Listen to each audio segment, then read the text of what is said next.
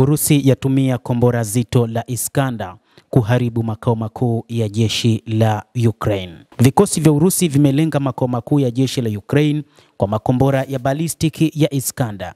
Na hii ni kwa mujibu wa Wizara ya Ulinzi ambayo imeripoti siku ya leo ya Jumatatu. Kituo hicho kilikuwa na maafisa wanaosimamia kikosi cha Luhansk, wizara hiyo imedai. Shambulio hilo dhidi ya eneo hilo linalodaiwa kuwa kama amri ya udhibiti huko Zhukovka, mji ulio chini ya udhibiti wa Kiev katika Jamhuri ya Watu wa Donetsk ya Urusi, liliripotiwa kurekodiwa na ndege isiyokuwa na rubani.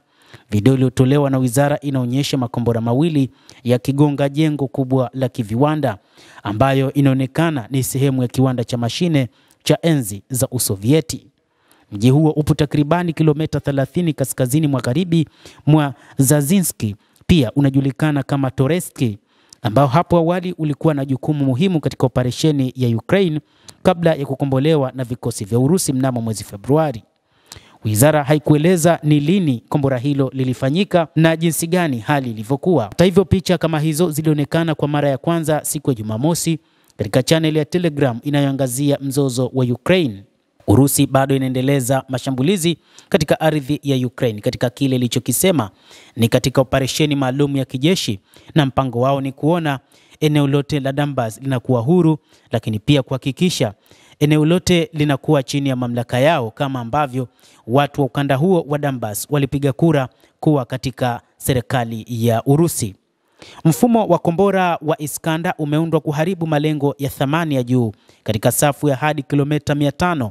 Inaweza kubeba upakiaji wa kilo 480 na inatoa chaguzi mbalimbali za vita kulingana na misheni. Kusafiri kwa kasi ya karibu Machi 6 ni vigumu kukatizwa na inafaa kwa shughuli zinazozingatia muda.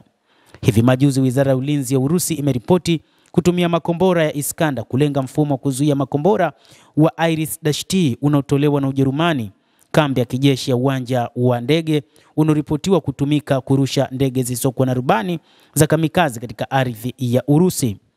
Mtazamaji wa The World News, wakati huu Urusi ipo katika mapambano zaidi, licha ya wengi kudhani pengine katika kipindi ambacho wengi wamefuatilia juu ya kile kinachoendelea kati ya Iran na Israel, lakini Urusi ipo katika mapambano na inaendelea kufanya kile ilichokiita kwamba ni kisasi baada ya kushambuliwa katika baadhi ya maeneo yake, hasa kuvunjwa kwa daraja la Crimea, lakini pia kushambuliwa kwa ndege zake za kijeshi. Endelea kutufuatilia nasi tutakuwa tukiendelea kukujuza mengi yanayojiri katika ulimwengu kupitia hapa The World News. Mimi ni Adam Hussein.